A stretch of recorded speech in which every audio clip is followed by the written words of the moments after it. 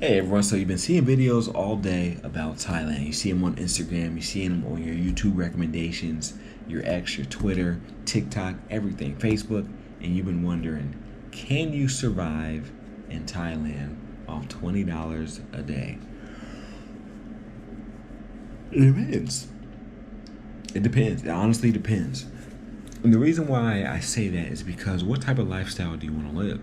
And are you considering accommodation when you put in that $20? If you're throwing in an accommodation, hey, it may be a little tricky. But if you're saying, I already paid for accommodation for X amount of time, and I want to know from a strictly day-to-day basis, can I survive off $20 a day?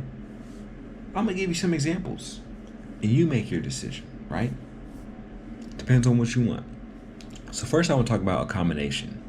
Now you can find basic guest house, hostels, or budget hotels for around $10 to $15 a night, especially if you're staying in areas outside the city center or if you're booking in advance on certain websites or through certain merchants. Now, I will say there's an expression called you get what you pay for. Even though Thailand is considered safe and generally speaking, you don't have major things to worry about when it comes to that aspect, if you're paying $5 for a hostel, honestly, how good do you think it's going to be, right?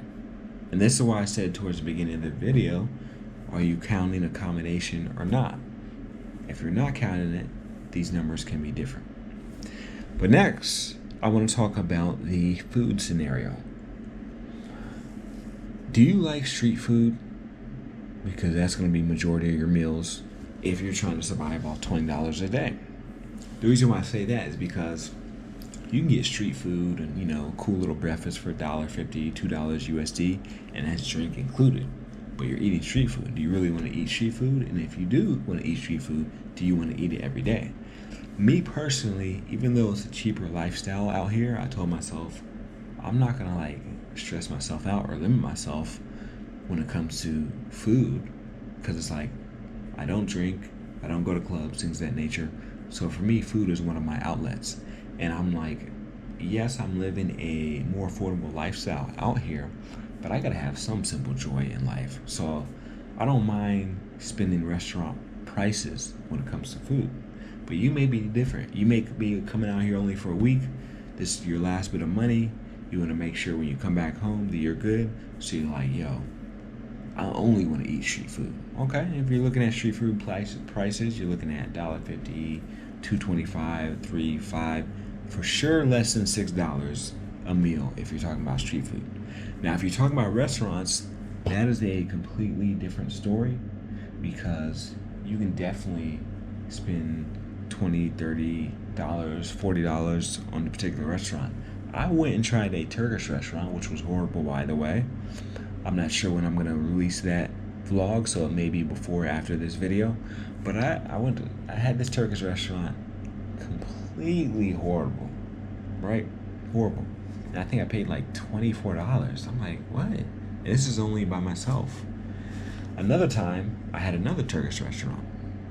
Significantly better, maybe 20 to 30% better as far as the taste, the texture, the vibes of the workers there. All around better experience. But this cost less. It was still more up there in price. I want to say it was like 17 USD as opposed to the other option.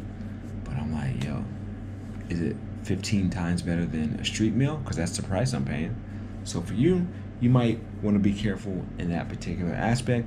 But when it comes to food, you can definitely survive off $20 a day. But you don't want just food. So let's move on to the next topic. The next topic is transportation. Can you survive off $20 a day with food and transportation? And I'm here to tell you absolutely. The BTS SkyTrain, right, is a metro train system that the city of Bangkok, Thailand has. It goes above a lot of the city buildings, so when you're riding it, you can look down and see things, but typically that's like $1 to $2 to use it, right? Depending on how far you go, you could potentially be charged more. It's like a ranking system. But there's times where I went like all across the city, all the way to the west side where you can't go anymore, and it still was a very affordable option, so $1, $2, I can cover that. I will say typically you want to avoid the tuk-tuks when it comes to transportation because they are known for ripping people off. They don't have an official meter, so if they're not tracking the miles, how can they accurately give you a number as opposed to just saying, hey, give me this and I'm going to rip you off and we can maybe deal with it later, right? Now, speaking of dealing with things, you may want to deal with some entertainment. So I wrote down some general things when it comes to this particular aspect, so I'm just going to read it line for line. You have free activities, right? You see me, I went to the Bangkok Art Museum completely free. But outside of that, you may want to do other things. What else is considered free? You can visit a lot of parks, temples, and markets for free. And the ones that do charge you, typically it is what's called a minimal interest fee, which is just enough to say, hey, we want this, but it's not too expensive, right? Sorry about that. Now, you want to also have budget activities for things like a movie ticket. Maybe you want to go bowling. Maybe you want to see some type of comedy show. Maybe you want to see a live show, a music performance, a concert, etc. You want to definitely keep that in mind when it comes to that particular aspect. Now, a movie ticket, local attractions, or a cheap cultural experience might cost $5 to $10. So, what's the good thing is, if we use the low ball and everything, we're still technically under $20 a day.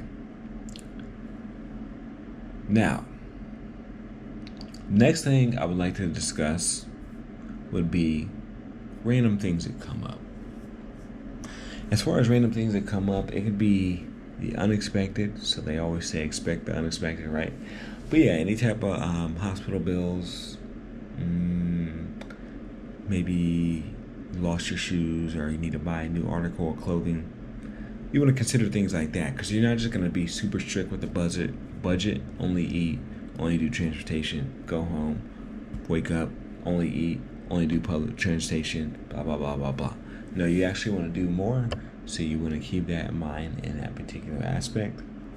But for some reason, I'm getting super tired, but I did cover all the points I wanted to hit before I ended this video. But I do want to say I appreciate everybody's love, support. We got more content coming, and I can't wait to travel the world with y'all. Peace.